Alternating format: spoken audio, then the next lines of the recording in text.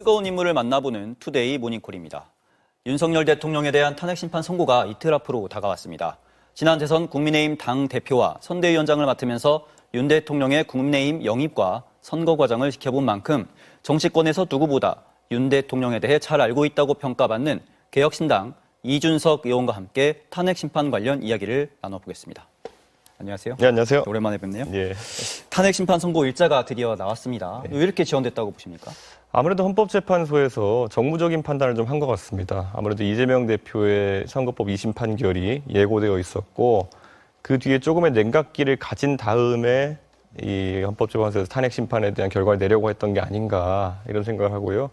일각에서 말하던 것처럼 그래서 뭐 의견이 갈려가지고 시간이 지연되고 이런 것은 좀 거리가 먼 것 같습니다. 그럼 결론이 이미 나왔는데 좀 정무적 판단으로 지연시켰다 이렇게 보시는 건가요? 아무래도 그 안에 이제 뭐 보수 성향의 재판관이라 불리는 분들도 있고 한데 이분들이 결론이 뭐 다른 결론이 나온 걸 목적으로 했다기보다는 아까 말씀드렸던 것처럼 아무래도 또 이재명 대표와의 재판과의 관계나 이런 걸 생각해가지고 조금 신중한 의견을 좀 내지 않았나 이런 생각하고 있습니다. 국회 내에서는 좀 들리는 얘기는 없으신가요?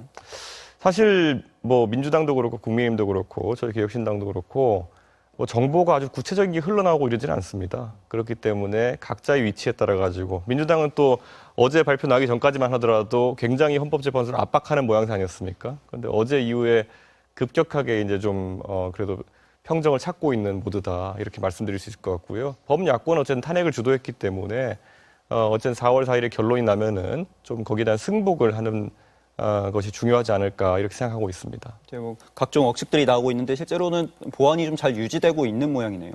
그렇죠. 지금 뭐 일부 국민의힘 의원들이 본인들이 헌법재판소에서 뭐 입수한 정보라 그러면서 뭐 4대 4다, 5대 3이다 이런 식으로 해서 자기 지지층에 소구하는 발언을 하고 있는데 사실 헌법재판소에서 그 처음에 심리할 때 과정을 보면은 변론할 때 과정을 보면요.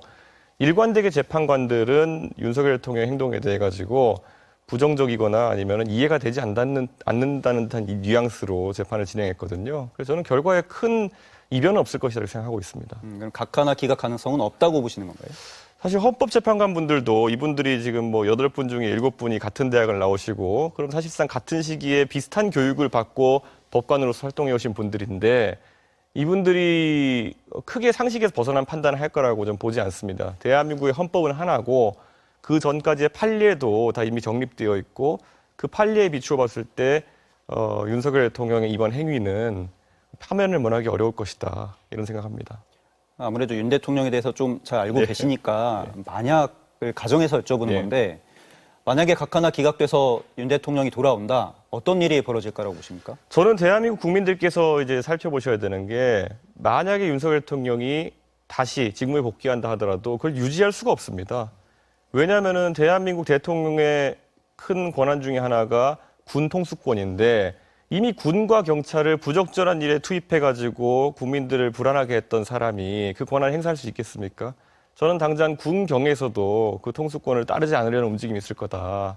그리고 과거에도 4.19 때도 그렇고 이런 식으로 억지로 만약에 권력을 유지한다 하더라도 결국 대한민국 국민들은 그거를 다른 수단으로 바로 잡습니다. 그렇기 때문에 윤석열 대통령이 직무 복귀하는 것은 현실적으로 불가능하다 이렇게 생각합니다. 아까도 소개를 해드리긴 했는데 지난 대선 과정에서 당대표를 하셨고 선대위원장도 하셨잖아요. 네. 윤 대통령 영입 과정에서도 어느 정도 역할을 한 걸로 알고 있는데 그때는 뭐 전혀 이런 낌새를 끼치 못하셨나요? 사실 윤석열 대통령이 그 당시에 정치 신인이었기 때문에 많은 사람들이 윤석열 대통령의 어떤 결함이 있어도 정치를 한 지 얼마 안 돼서 그렇다. 빨리 적응해 나갈 것이다. 이런 식으로 선회했던 게 있었죠. 그런데 윤석열 대통령이 통치를 끝내는 순간까지도 정치인이거나 국가의 지도자의 모습보다는 어쩌면 본인의 검찰 생활 26년의 연장선상에서 국정을 운영해온 것이 아니냐라는 아쉬움이 생길 수밖에 없던 거죠. 저는 사실 그 과정에서 대선 때도 많은 분들이 기억하겠지만은 어떻게든 바로잡아 보려고 어떤 분들이 저한테 뭐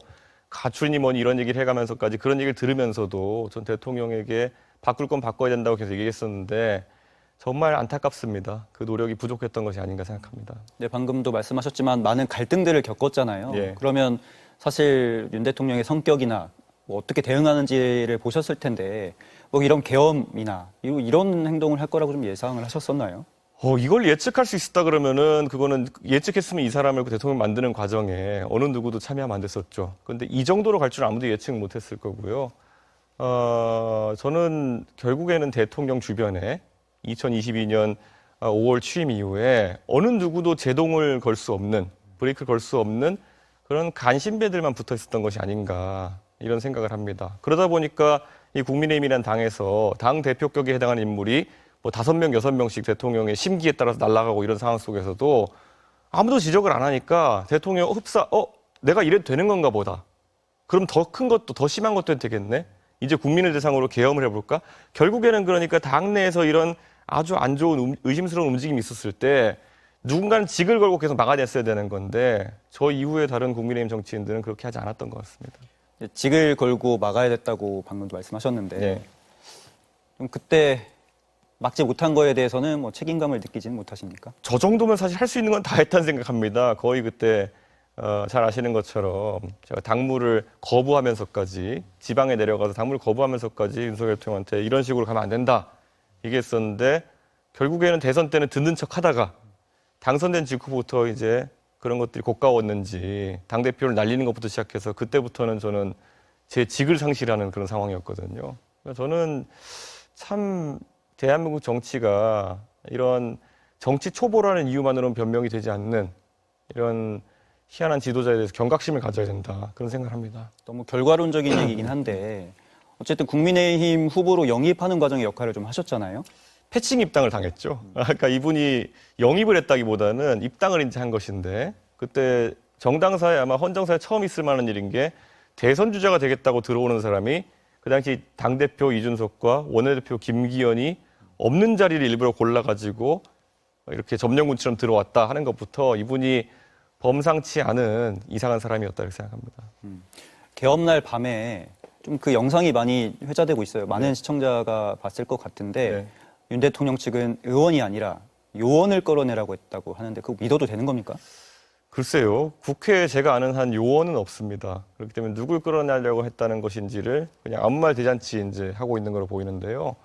그때 제가 이제 국회에 진입하려고 할 때 제가 강하게 어필했던 것이 국회의원이 국회에 들어가는 것을 막을 수 있는 계엄령이나 어떤 법도 없습니다.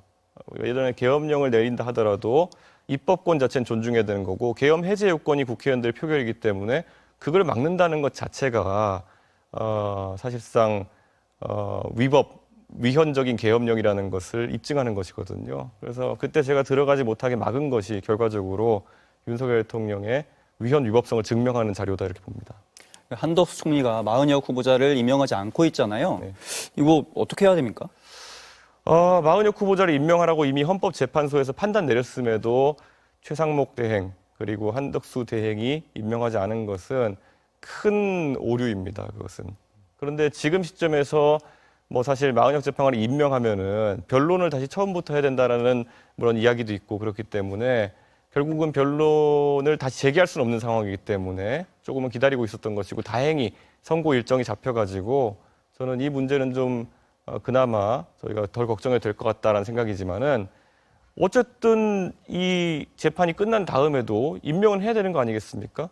그런 절차가 더 지연되지 않기를 바랍니다. 탄핵이 인용되면은. 민주당은 재탄핵하겠다 뭐 이런 입장인데 동참하십니까?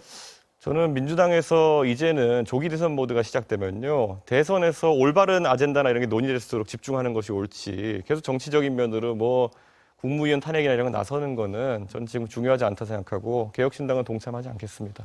지난번에 개혁신당은 뭐 탄핵에 동참하셨었잖아요. 예, 예. 좀 입장이 바뀐 거 아니면 상황이 좀 달라진 건가요? 이제는 어차피 조기 대선이 끝나면은 이 한덕수 대행도 그렇고 최상목 대행도 그렇고 직에서 물러나시게 될 겁니다. 빠르면 2개월 내에. 그렇기 때문에 이 탄핵 절차가 어차피 결과도 나오지 않습니다. 각하될 겁니다. 이분들이 어차피 직을 상실하기 때문에. 그래서 저는 무리할 필요 없다 생각합니다.